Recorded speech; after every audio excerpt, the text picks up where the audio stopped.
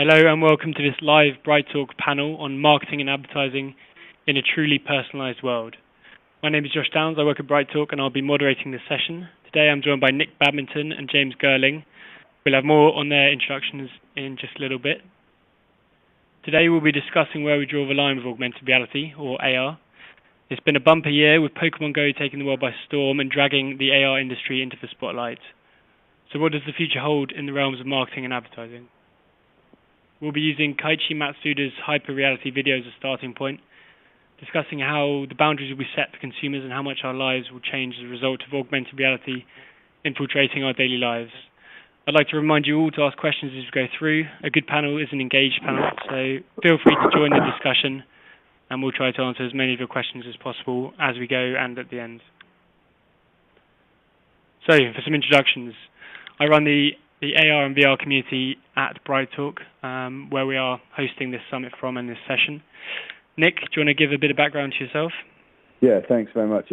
My name is Nick Badminton. I'm based over on the west coast of Canada in Vancouver, but I travel the world speaking and writing about how technology and society is changing. Augmented reality and virtual reality is an area that I've been following for a number of years now, and I'm pretty deeply involved in the community in North America. Cool. And James, do you want to give a bit of background? Sure. So actually, the reason for attending the call is I own an AR and VR channel, both on Bright Talk and on LinkedIn. Very active in sort of asking questions and listening to ideas in this area, and it's a hot area for me at the moment. Excellent. Thank you both for joining us. It's a pleasure to have you on. So let's jump straight into the first slide, the first video that we're going to be talking about, which is Kaiichi Matsuda's dystopian, perhaps, vision of a future of AR VR. So let me just slip into screen share and we can get the video up.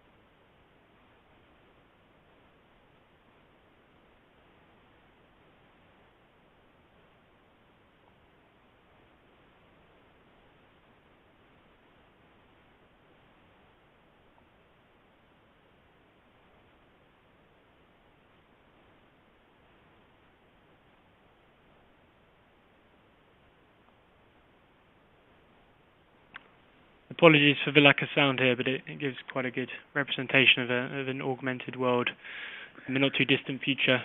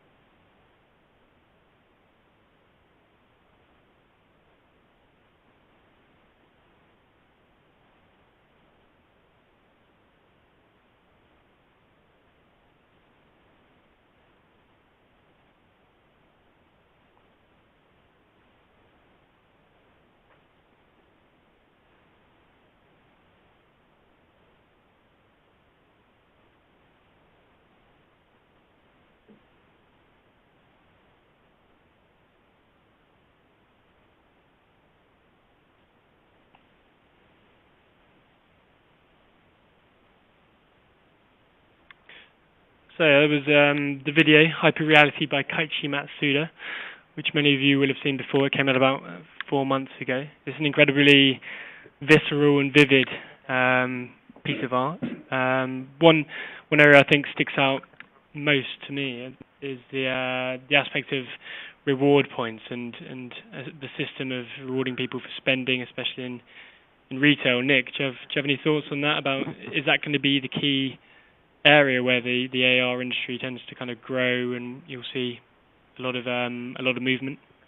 Yeah, I mean, if we look at business, it's very core. Especially consumer packaged good brands. It's like, how do you get people to buy more and do more with them? Like, coupons have been there forever, and I think this is what Matsuda is actually saying here, that it's going to continue to be there, and this is sort of a wholly integrated loyalty system. However, how do we really broker the experiences that lead us to deeper brand engagement or earning points or doing certain activities? How can we motivate people to take part? Maybe loyalty will be earned by the amount of time doing associated activities, hanging out in certain places, or even talking about the brand with a certain number of people. The challenge is, how do you do that as a brand and be genuine, and how do you make your customers really love that experience?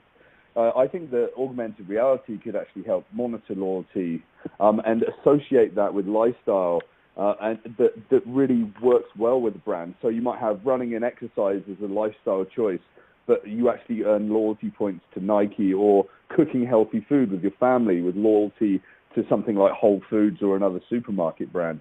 I actually think that brands are going to have to integrate more with real life.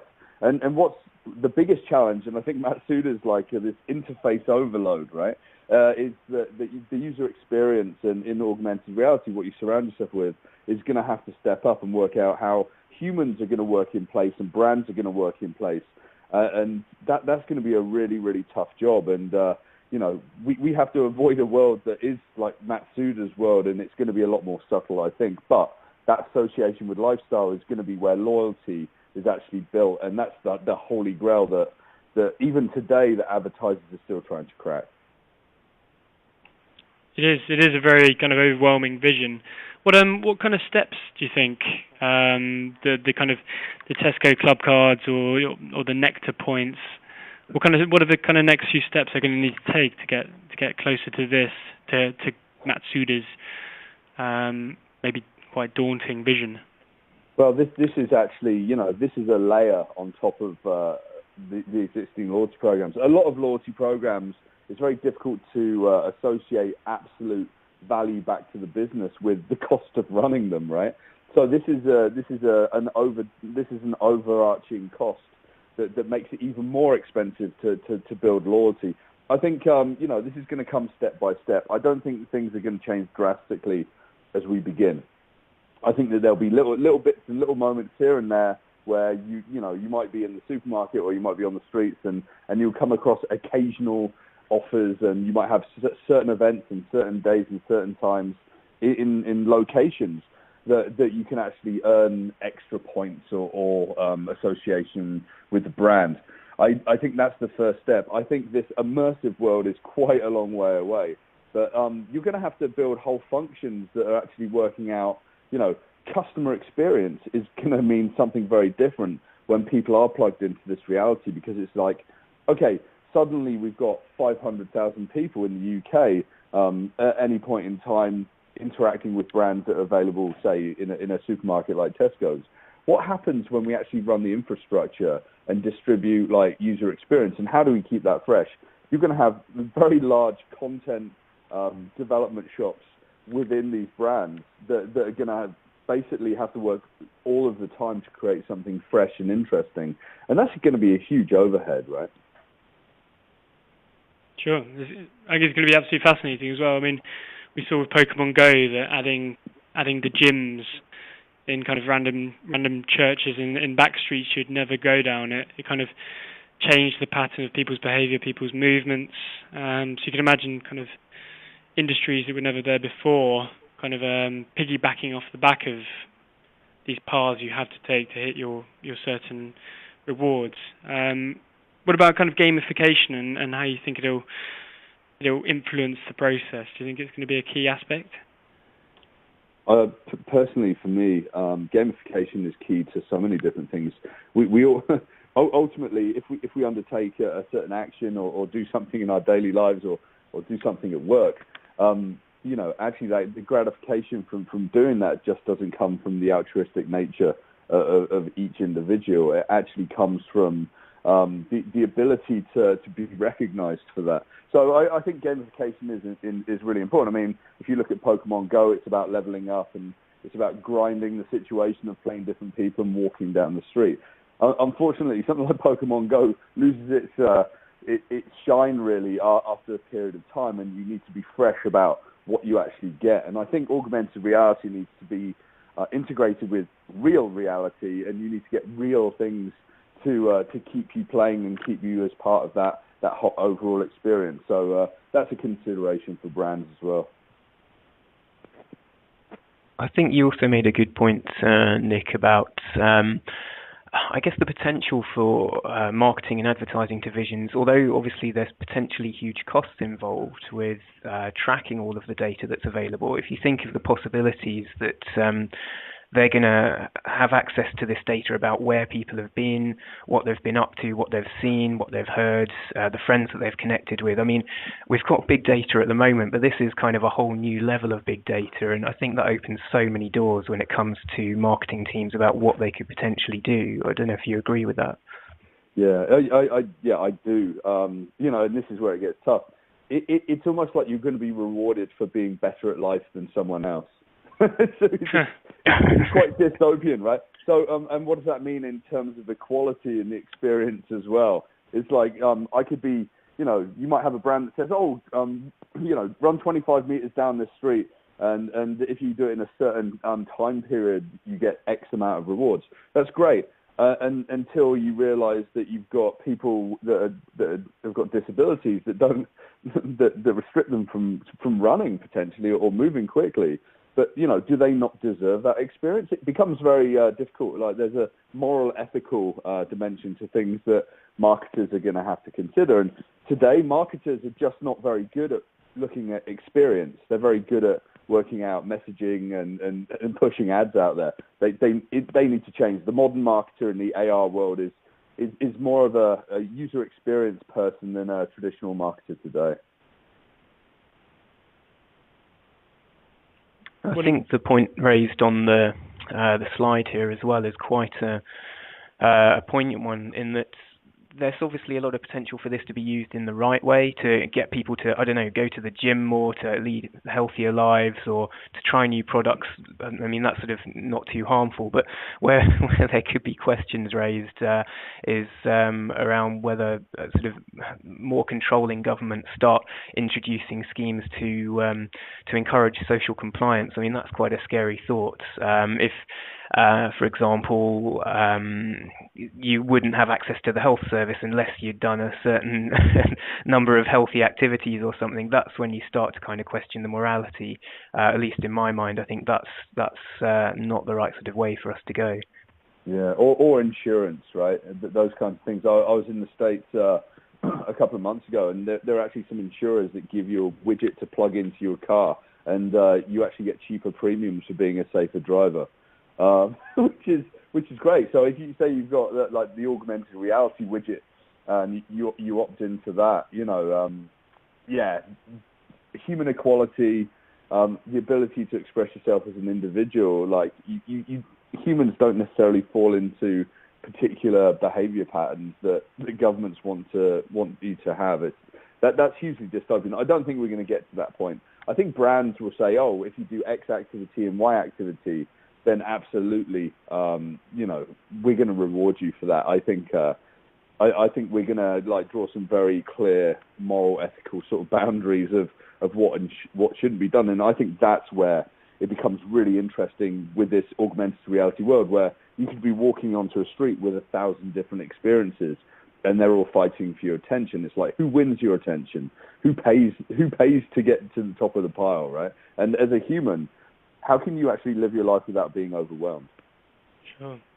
And what about, do you think there'll be the same kind of checks and balances that you have currently with advertising to kind of stop being hit with the same repeated adverts again and again? Like you watch one Tony Hawk's skateboarding video, and instantly you've got 5 adverts on your Facebook trying to flog you a new skateboard. Do you think they'll be able to kind of keep the controls in place so that you're not perpetually just pestered with adverts because you've engaged in certain areas? I actually think advertising will disappear. Like banner ads and whatever. I actually think the technology providers and software hackers and hobbyists are going to actually build plugins to help block advertising. There's a very famous wearable computing founder called Steve Mann, based out of Toronto, who was wearing an early version of augmented reality. He invented the iTap system, and he actually had a built-in part of his vision that actually tuned out all the advertising in his view. And I think that's an absolute reality. So I think ads will disappear in the favor of experiences that are branded. So we'll have a Disney experience or a Toyota experience or even a tourism experience. And you're gonna have the feeling created by brands, but you're not necessarily gonna have the brands in your face. You're gonna have a 5-minute experience, and you're gonna know that it's associated with certain brands that you love, and you know that you're going to be rewarded for experiencing that as well. Great. And what about the kind of final question we've got on this slide? Whether you think this sort of technology, where do you think it's going to lead, and what's your kind of take on the classic good or bad perspective? I think sorry, Nick. Sorry. No. Carry on. I was going to say, I think it's bound to be a good thing overall. I mean, as long as it's personalised in the right way, and as Nick said earlier, it's not information overload. If we've got the capability to filter out all of the elements that aren't relevant to us as individuals, it can only be a good thing, really. Yeah. I mean, good and bad is an individual perspective as well. Some people are going to love it. They're going to be in the experience. They're going to be running around. It's even with augmented reality experiences, there's layer experiences over magazines or Pokemon Go or whatever. There are some people that buy into it and do it all the time, and they'll love it. And some people that will just start to think that this is ridiculous. And you're going to have a lot of people that choose to switch off. But those people that are going to switch off are going to be surrounded by people that have got 1,000-yard stares that are experiencing augmented reality. So you're going to have this dichotomy in society of those that are in and those that are not. And it's going to feel like, as my good friend Karis O'Connell from Archiac says, a very twitchy modern world experience where you kind of don't know what's real from what's not real, and you don't know who's interacting with you or if they're interacting with the data and information that surrounds you, right? So it's going to become very strange. I think that leads nicely onto the next slide, which it kind of covers the view that potentially down the line you go into a supermarket and everything will be kind of blank boxes because they can augment your vision to make the products kind of stand out with a personalized view rather than traditional advertising. Is that kind of a near-sighted vision, you think? Well, for me, there's been the rise of the no-name brands and the boxes that are associated with more affordable goods, and they're fairly plain. I still think that brand identity is still going to exist in packaging quite a bit, and in fact, there's a lot of legal requirements for saying certain things on goods as well, and you have to communicate certain information. I think what we'll actually have is that you'll have products that maybe at different times of the day have got different information surrounding them in their orbit.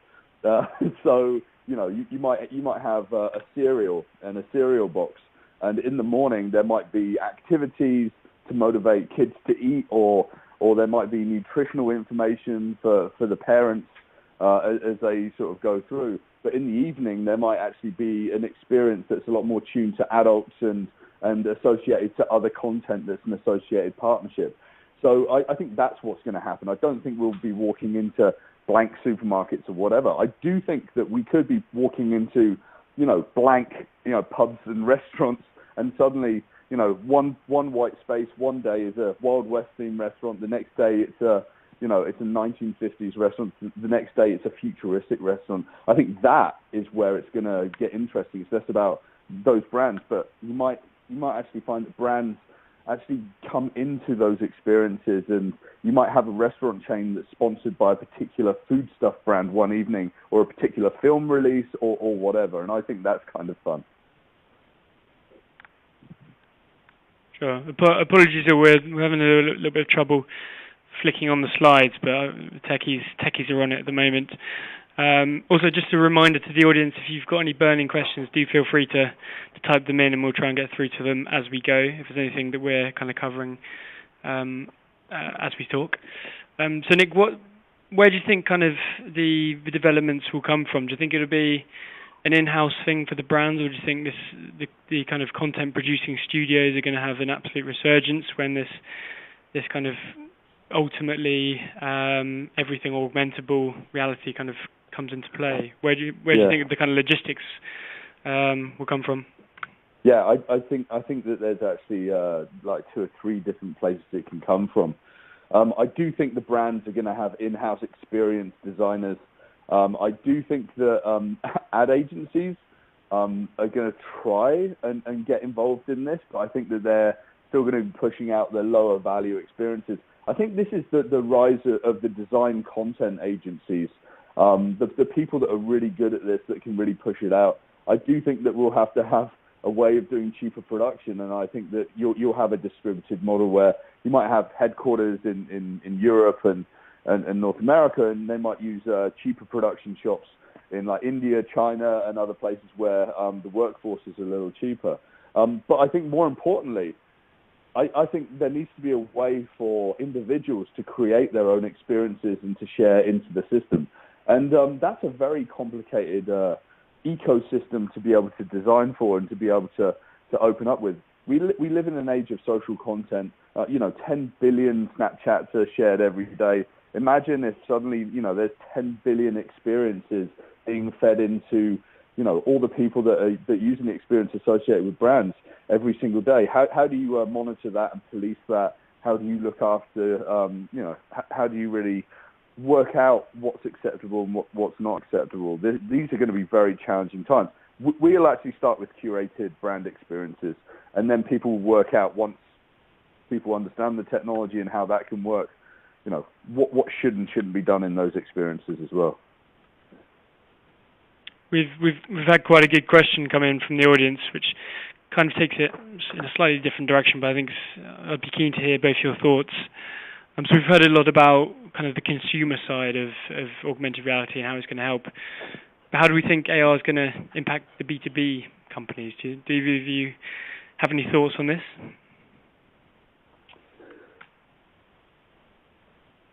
Well, when I actually think of business to business, it's about valuable information. If suddenly I'm in a conversation with you and I'm in a meeting situation, we might have 3 or 4 virtual people in the room. Augmented reality would make that in-place meeting, experience a lot more interesting. I think the Microsoft HoloLens is sort of playing with things like holoportation and things like that, where you're in the same room as someone. I think that's going to be really important. I just think it's going to be a way of more easily brokering information and having more genuine interaction. So, for example, even this session, in the future we might be wearing headsets, and like ourselves as presenters and all the people attending could be in a room, and I could be chatting to the person that just posed this question face to face, right? And that leads to a more genuine experience. I think that would lead to a better business experience overall, and would broker a stronger relationship. So I think that's a really positive thing about AR, especially in the context of B2B.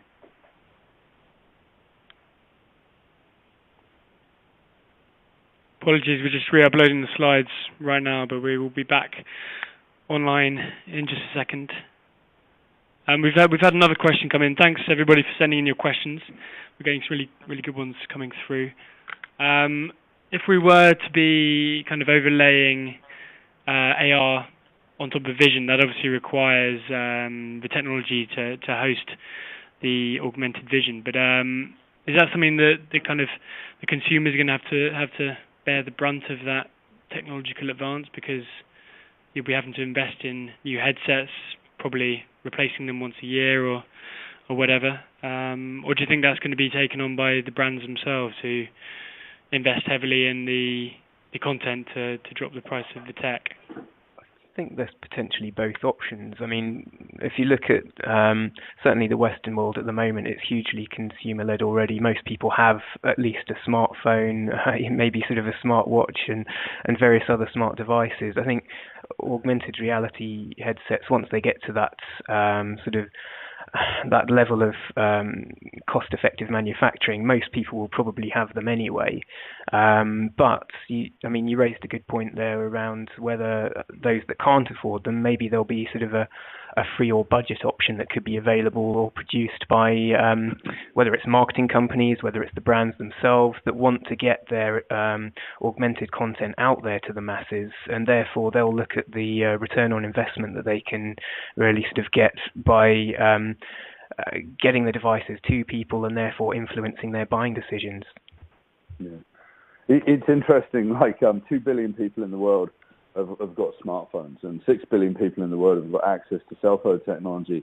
You know, these are hundreds of dollars and even thousands of dollars in some cases of technology that people have got in their pockets. So I think that once the price of headsets and the form factor comes down to something that's a lot more, less freaky and more integrated into real life, I think things are going to get interesting. I actually think we're going to end up in a situation where we're going to have resolution bias. So resolution bias would be, I've got the latest processing box and headset that allows me to have the highest definition experience that people are actually pushing out there. But you might actually have a huge part of the population in your consumer base that's having a low resolution experience. And that bias is going to be like, I'm having a better time than you. And the dynamics that's going to introduce to society is really tough, especially for brands. So brands are almost going to design for the lowest common denominator, but maybe the people that do get the latest equipment and hardware are going to get something very exclusive.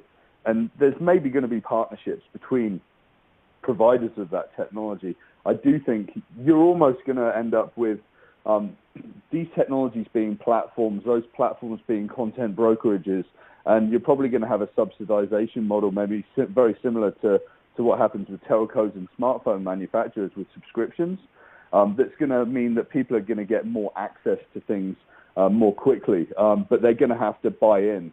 And this is going to be a huge money-making scheme for both brands and for the service providers as well. It's going to be a very lucrative game. We've actually had one other question which kind of related to a point we were talking about just 2 seconds ago about this white restaurant where it could be, let's say, a Mexican one day, Chinese the next. It's a bit of a kind of head twister, but will the brands have to really strengthen their own AR experiences so that you know that it is still a Ben and Jerry's, or whatever it may be, a Ben and Jerry's with Mexican flavors, Ben and Jerry's with Chinese flavors the next.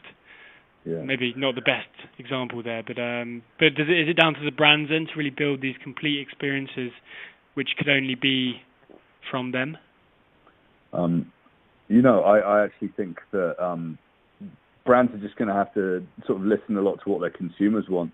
And then it gets really freaky when you might have 100 people in a particular restaurant that's, let's call it a white restaurant as a terminology here. And you might have 100 people having 100 different experiences. I don't think, in the restaurant context, I think the food is going to stay the same. I think the experience could be very different though, really, Suddenly you're looking across at your mom and dad and they're dressed like cowboys.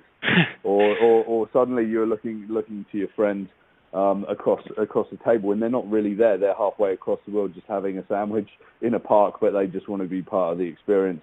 Or suddenly you're going to get bored of an experience halfway through and then you're going to go from a Wild West scenario, flick a switch and then say, right, and suddenly you're under the sea and everything changes.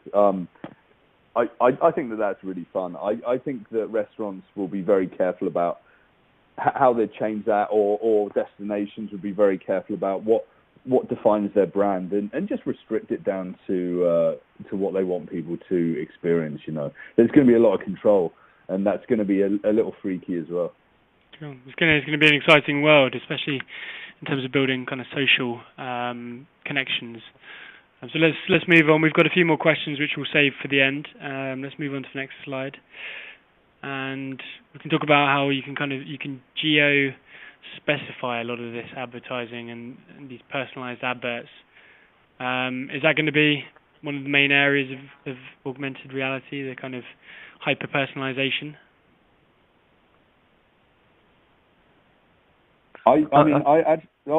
Sorry, Karen. No, go on, Nick.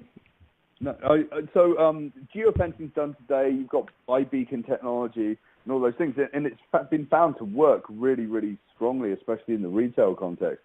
So I do think that geofencing will kick in. You've also got to work out, it's like suddenly you don't want to be overwhelmed with an experience that suddenly pops into your face. So you've got to work out how you enter and exit a particular geofenced area as well, and how the brand works there. It's going to have to be, you're almost going to have brands that walk up to you and ask your permission to use your data to give you the best experience. And that kind of permission-based marketing is still going to be there in the future, but it's going to be quite jarring. So again, back to the user experience and working out what that means is probably the key. I think one possible way of managing it, and obviously this is a little bit further down the line, but we are starting to get personalized AR profiles, for example, Siri or Cortana or OK Google or Google Now or whatever, whereby you're building a profile and it's learning what sort of preferences you like when it comes to not necessarily all products, but things like restaurant reviews and places you like to eat, places you like to visit. So if we can potentially take that to the next level, whereby this AI profile is an extension of you, then you wouldn't necessarily need to be bothered by the permission sort of requests all of the time, in that it could handle a lot of those for you, and then every now and then maybe you can do a readjustment or a reassessment of how it's handling those. So only really relevant content will only ever appear. What do you think the kind of time frame will be on that? Do you think how long will it take before consumers can start to really personalize their AR experiences? I think people are already considering how that's built in. The trouble is the hardware is so rudimental right now. I mean, we've got okay AR in our cell phones, and you can personalize to a certain extent, just like was commented. I think when we get into deep immersion AR and we think about Matsuda's vision, the trouble is we're going to wait for hardware to catch up. We've only got like the dev kits for the HoloLens today and their restricted field of view, and it's really not an amazing experience. You kind of have to have a lot of faith with what's there today, and understand that it's going to get better. Things like Magic Leap and Meta glasses and whatever are still really, really basic. I actually think in like 5 or 6 years, resolution's going to be better. You're going to actually have more commercially available headsets, and the form factor is going to get smaller. And I think that's going to be the tipping point for everyone starting to pay much more attention. Unfortunately, we're just restricted by sort of the processing and hardware going forward. And secondly, I actually think that telecommunications companies and the network providers are scared. I mean, they're so scared about the sheer amount of data that it's going to take to run these networks. I think you'll have people, very much like you're seeing with Pokemon Go and a lot of kids on the streets, in places like Starbucks and other places that provide free Wi-Fi, trying to have the best experiences they can. And it's almost like brands and locations are going to have like industrial Wi-Fi and capture the consumer in place, so that those experiences can be brokered, really. So I think it's going to be 5 or 6 years before we even get like entry-level, deeper-level augmented reality. But it's going to be a really interesting ride, and that 5 or 6 years is going to be important as we experiment and working out the boundaries of what we should and shouldn't do, and get the feedback from the consumer landscape as well.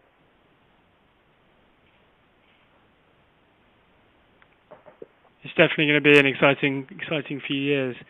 It's just kind of, if we can keep a hold of apps like the Pokemon Go breaking the internet as it almost did on its first weekend.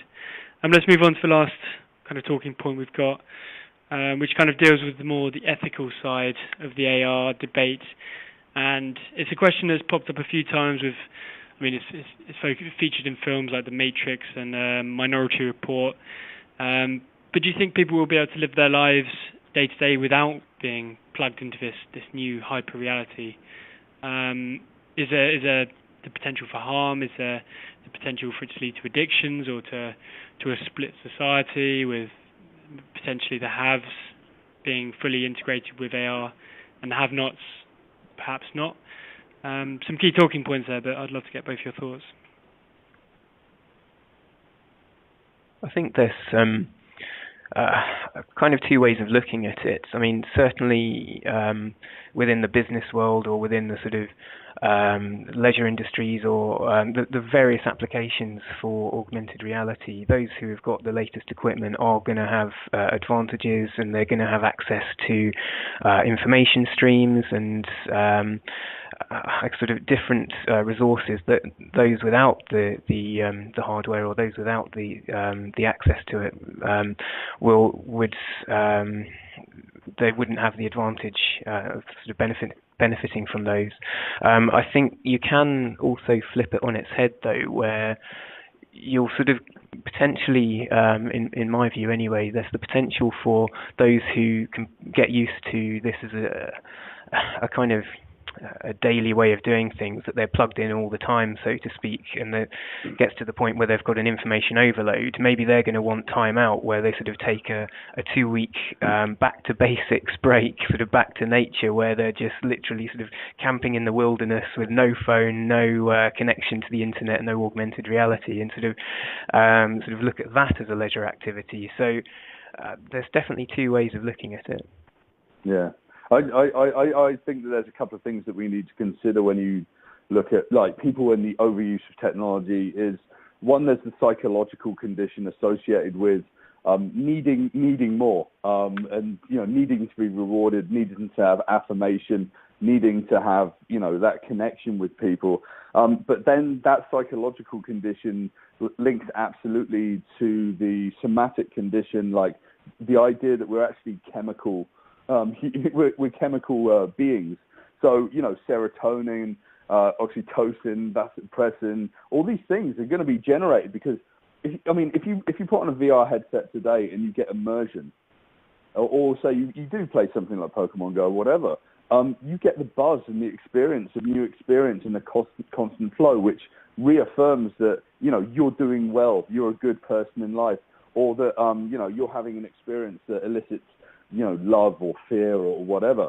And that causes chemical body reactions. And that's where addiction comes from. So with augmented reality, suddenly you're not going to be getting texts every 2 minutes. You're almost going to have, your best friend or your girlfriend or boyfriend or whoever, like literally walking beside you 5 minutes of every day. And we're going to start to expect more from everyone, not just brands, but from each other. And that's kind of dangerous. So I think we're going to have to work out some boundaries of, how much you can put in and take out of an experience. And it's going to be that two-way thing. It's like the experience of like you're texting back and forth with someone that you're in a new relationship with, and suddenly the texting stops and you don't hear from them for 10 minutes. The serotonin crash is so bad that you crave that experience and you keep pushing and want more and want more. And I think that's something that could happen in AR and VR. Very much like in the gaming environment, you play Halo for 12 hours straight online. That's not necessarily good for you as an individual, but you need it and you crave it because the psychological and somatic sort of needs of the individual. So I completely agree. You've got to unplug. Yeah. It's difficult today, even with like social media and feeling the need of that connection as well. But how many people have got smartphones, and how many people actually turn them off when they sleep? Very few. How many people reach for their phone within the first 15 minutes of waking up?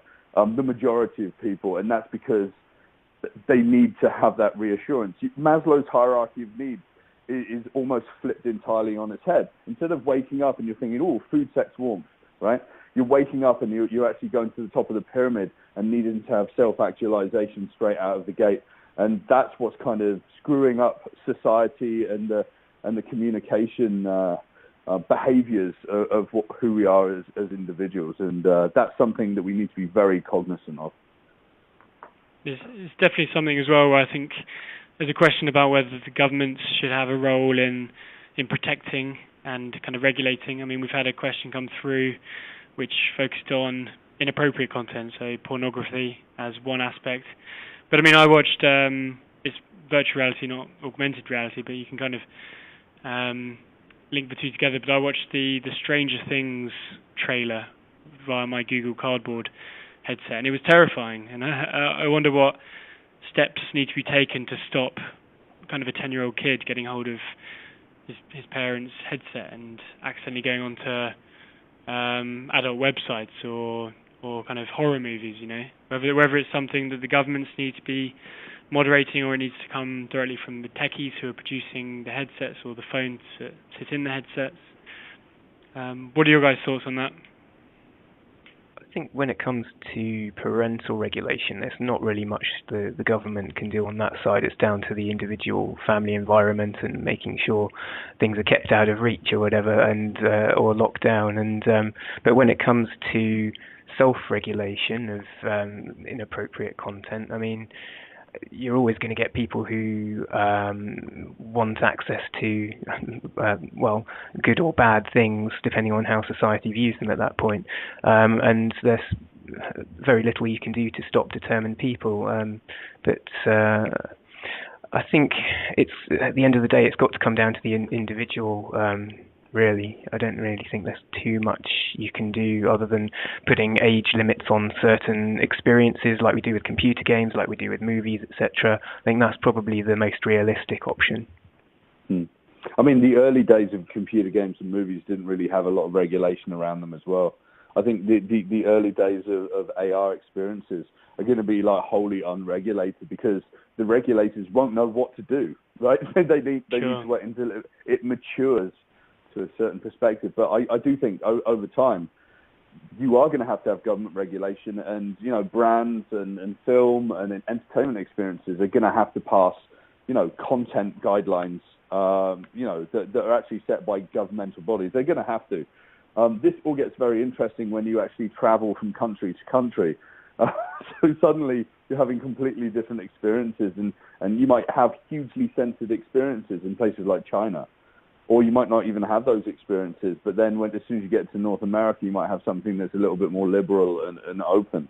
So, you know, even understanding societal sort of norms and what's acceptable in different geolocations is going to be really tough, especially when you've got a malleable, dynamic, real-time experience that's generated. Are we going to have regulators that understand code? And understand how a system works at its very deep level? It's a really hard thing for governments to consider, to try and wrestle. It's so complex, and you know, we're going to have to step up in terms of who the regulators are. And I think you're going to have huge development and technologically savvy, you know, people ascertaining what the laws and what the boundaries of regulations are. And this is what's going to take quite a time to sort of get to that control. And, you know, pornography and you know, explicit content, you know, I think it's actually easy to say, okay, you've registered for this system, it's ascertained that you're a certain age, have at it, right? I think, like any kid today, you can completely hack the system and lie. You know, how many people are under 13 in Facebook? It's like, you just have to say that you're 13 or over. It's easy, right? I think that validation is going to have to kick in with, you know, identification, parental sort of permission actually kicking in. But that's a huge overhead as well. The early days, I think, is going to have very little to be added from a regulation perspective, but there's going to be a lot of conversations as the world gets weirder. I can sense a lot of kind of debate around that coming in the future, because I feel like if you accidentally, or if you as a 12-year-old steal a DVD and watch a spooky movie that scares you you'll have nightmares for a few weeks. But if you saw the wrong virtual or augmented reality experience, it could really traumatize you in a deeply human way, because, as you said earlier about the serotonin levels, that on the other hand, it could be something which deeply scares you, and you, once it becomes a certain level of reality, but that's kind of going further down the line. So let's move on now to the kind of the final aspect of this talk, which is the Q&A session. We've had some fantastic questions come through. If you've got anything else you'd like asked, don't hesitate to type them in, and we'll try and get around to them. So we've got a couple of questions here. The first of which,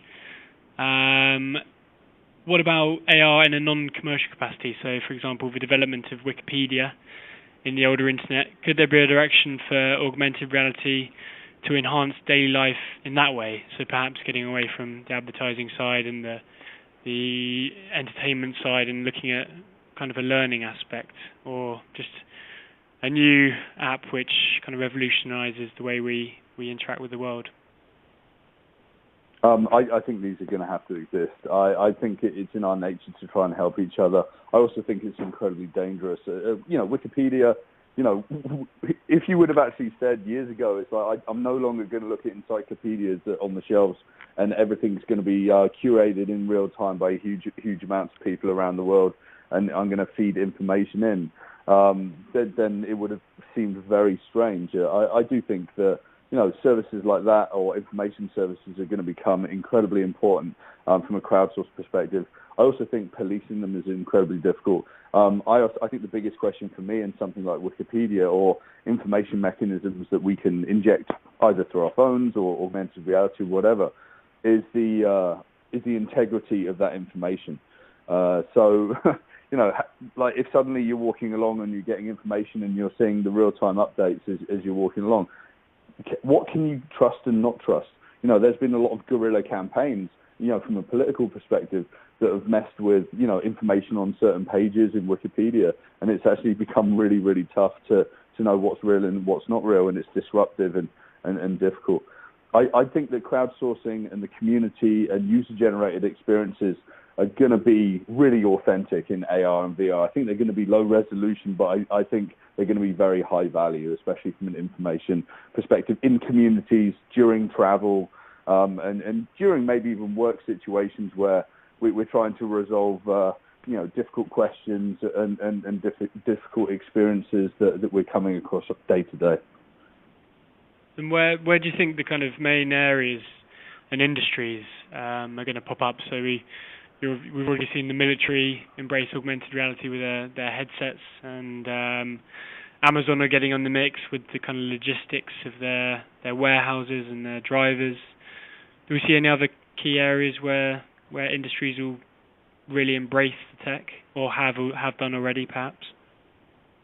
I think. Sorry, go on. No, carry on. I was going to say, I think a huge one is obviously education, because you can completely transform classrooms into other worlds and really kind of provide exciting experiences, not just for kids, but for I guess for all levels of education, whether it's university studies or even sort of using VR for putting together sort of PhD studies. So I think education is massive as one potential avenue. Yeah, I just want to add I think you're absolutely right. I think education's going to be huge. I think education's almost going to usher in this, very much like Google Cardboard's being used a lot, and I talk a lot about that. I think medicine. I think there's a lot of money in medicine. I know that, in the early days, Google Glass was actually used, and it's still used by some surgeons to share information, have conversations. I think I worked with a dental company a couple of years ago that were using these deep 3D resolution images and immersing dentists so that dentists can actually see where the drill bit is inside the jaw.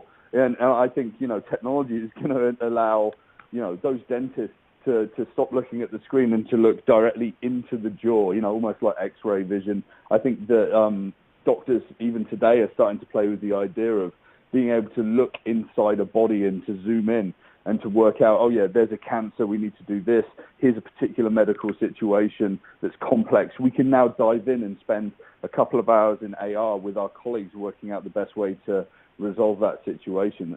So I think medicine is going to be huge. I think these things are going to be the first high valuable experiences that actually come out of AR and VR. And because there's more money in something like medicine, especially in North America anyway, you're going to find that there's going to be more investment there, and it's going to be developing at a quite faster pace. We've got another couple of questions here. We've got about 8 minutes left, so we'll try and get through these last two questions. And if you do have one last burning query, do send it through. So in the past, there's another question here from the audience. In the past, there was the concept of virtual university and virtual events, of which this kind of is one, but without the headsets. Will the AR technology be leveraged for this type of product training? So do you think can you envisage a future where you can be taught how to do something via an augmented reality? Totally, yeah. There's no reason why not. As Nick mentioned earlier, HoloLens has sort of got the feature where, and I'm sure Magic Leap and other similar devices will have a similar kind of feature where you have someone in the room with you, even if they're halfway around the world. So it would be like you've got your own sort of personal tutor, even if you're looking at the lecture from home. So yeah, it's definitely a route that can see more developments. You could perhaps scrap the IKEA manual and be taught how to set the desk up via your headset. Yeah, do you know what? That'd be amazing. I mean, it's so difficult to do. I think that this is where brands, this is where educational institutions, conference organisers and everyone, this is where you can actually democratize the access of information. Democracy as much as people that have got the technology can get in the game. There was this big promise from, the world of Second Life and all these virtual conferences, and we can do that. It's really tough. I mean, even this is a virtual conference, as it were, and this is just as effective on this voice and image-based system as it would be to spend, tens of thousands of dollars trying to broker something that feels like you're in the same place as well. I think, we'll just have to work out what people want. I do think what you'll have is you'll still have the physical experience. I think that's going to be important, and you're going to have an augmented participatory sort of element to that as well. I think the absolute, virtual augmented reality, people living in the metaverse is starting, like Janus VR and things like that are sort of ushering the way forward. But it's still a very few people that really enjoy that kind of experience, and people still want to shake hands and hug and connect face to face and go for drinks after talks, right? So I think that those conferences are still going to persevere. Good. We could usher in the end of manuals and cookbooks and music guides and everything like that. We've got about 5 minutes left, so let's perhaps finish on this question from the audience. So we've seen AR come and go over the last few years, but do we really feel that if phone companies can handle the data volume and if the form factor improves, then it will really take off? Do you agree with that? I think it's going to take a while. I really think it's going to take a while. I mean, if you've worn a HoloLens or a Meta, space glasses, you look ridiculous. This is very much like be at home and be in the office, but don't have too many people see you doing this. It's not so good. I've kind of predicted that Magic Leap by the end of this year are going to show their product, and I actually think that the reason they haven't shown it is because it's been too big. The form factor's been too kludgy, even though the experience might be great. I think out of everyone producing headsets, I think that someone like Magic Leap knows that the commercial success of its product comes from something that gets out the way of daily life and is just there. So again, as technology gets more advanced and smaller, as things get integrated with normal sunglasses, normal wearable glasses, and maybe even in the future with contact lenses. I think that's where it's really going to pick up. Again, 5-6 years, the world's going to look a little different, and there's going to have to be a lot of changes that kick in. I still think that you're going to have augmented reality really doing a great job in closed experiences like education, medicine, even within the home. I think on the streets it's going to be difficult, mostly because on the streets you've got a problem with photonic recognition in daylight and things like this, which are just like physics. You know, we can't fix some of the physics things right now. And so, yeah, there's going to be a lot of people solving a lot of problems over the next few years. But once a lot of the problems are fixed, so the ability to generate black photons, for example, and very deep textures, that's when there's going to be the tipping point of like something that feels that it can be integrated in lots of different parts of life and in a continuous experience from the moment you wake up to the moment you go back to sleep.